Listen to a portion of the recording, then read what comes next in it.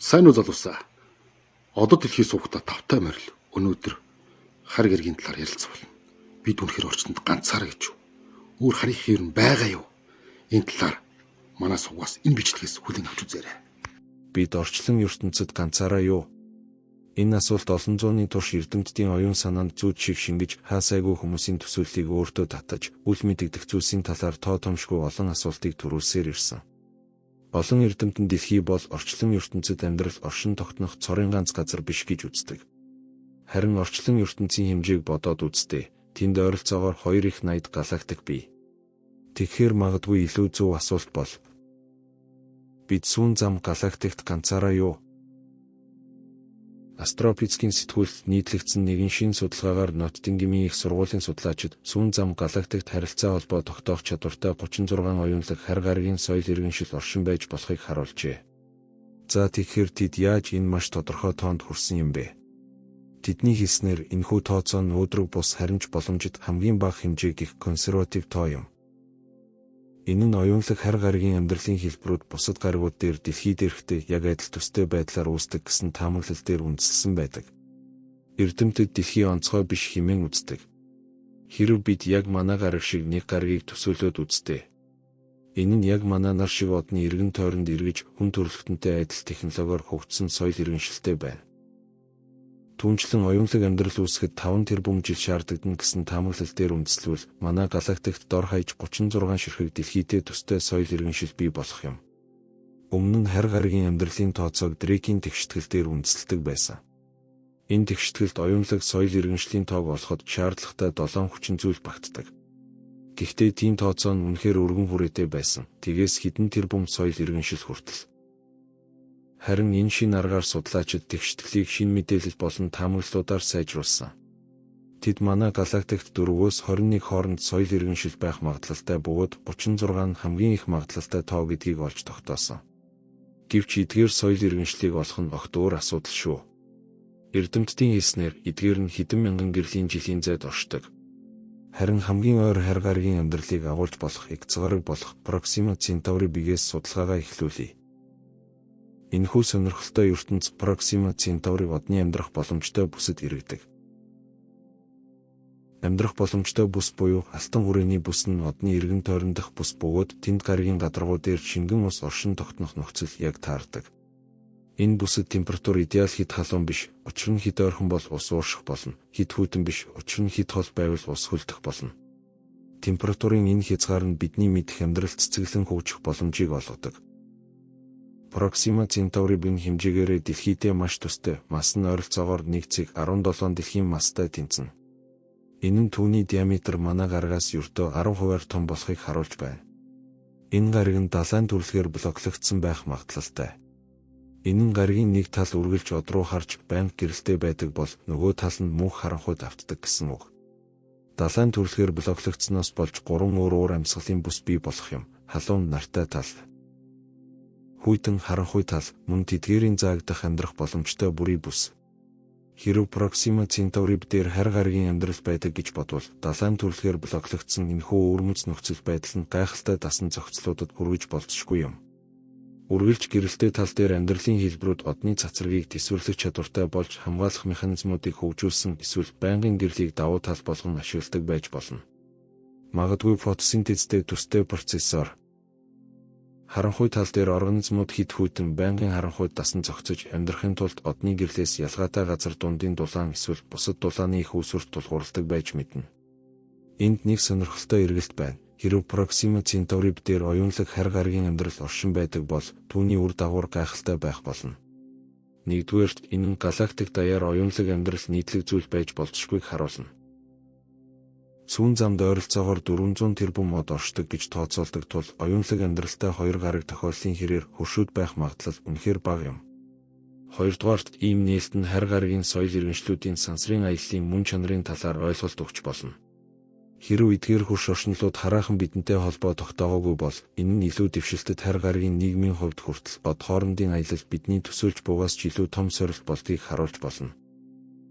Эсвэл тэд технологийн түвшингээр биднээс доогуур байж хүн төрөлхтнийг энэ түүхэнд анхны од хоорондын зочдод оруулж болох юм. Энэ тохиолдолд бид тэдний гариг дээр ирэх хар гаригийнхан болох юм. Гэхдээ хитрхи урагшилснаас өмнө эдгээр санаанууд нь зөвхөн онлын таамаглал хിവэр байгааг сануулах нь зүйтэй болов уу? Дэлхийгээс гадна харь гаригийн амьдрал, тэр дундаа оюунлаг амьдралын оршин тогтнох нь хараахан батлагдаагүй байна.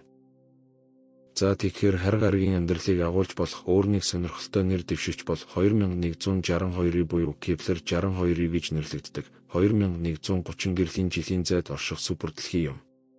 Энэ нэг цагаарыг яагаад онцлог вэ? Энэ нь дэлхийгээс ойролцоогоор 1,6 дахин том хэмжээтэй. Энэ нь мастай, таталцалтай төстэй байж магадгүй гэсэн үг. Энэ нь нарангаас жижиг сэрүүн одны амьдрах боломжтой бүсэд иргэдэг.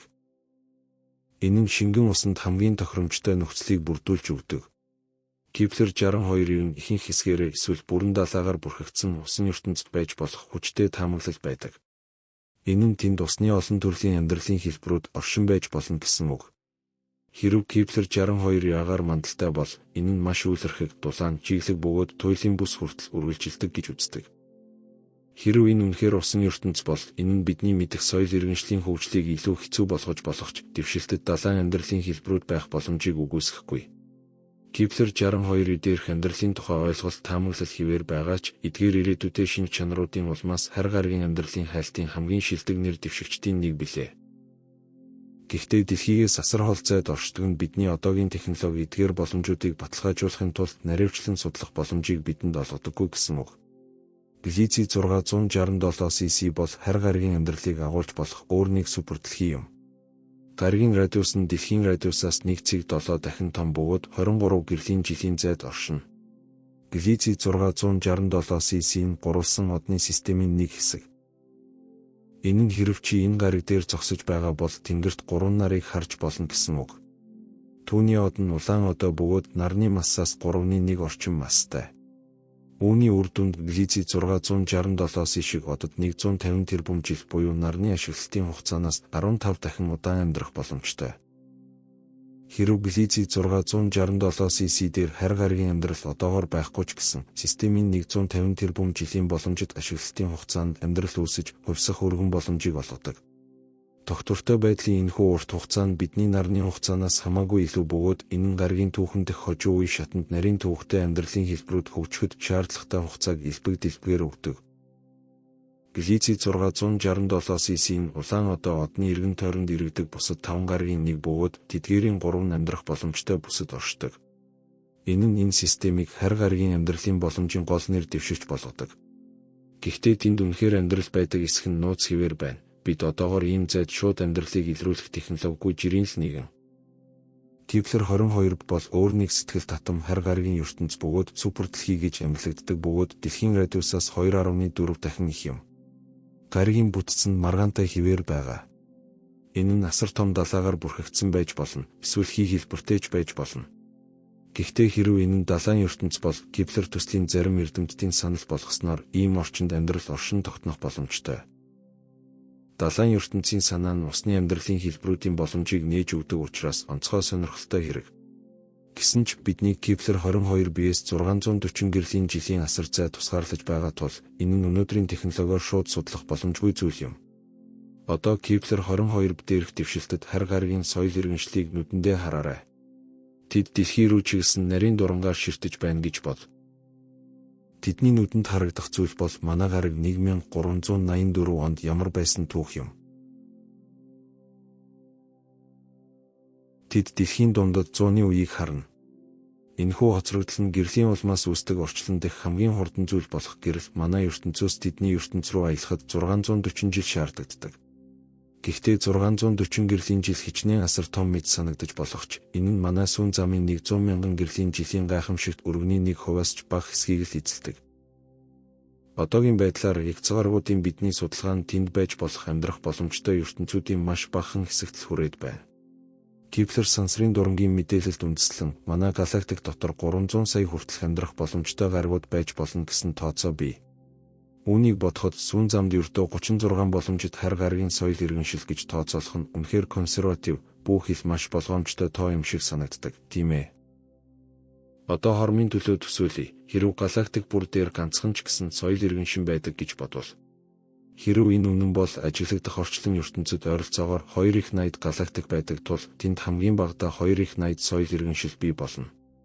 Эдгээр асар их тоонуудтай нүүр тулгархад манай соёл иргэншил өргөн сансрын ертөнцийн өнцгөөс харахад зүгээр л нэг жижиг тоосонцор байж болохыг ойлгох нь биднийг даруй болгодог биз.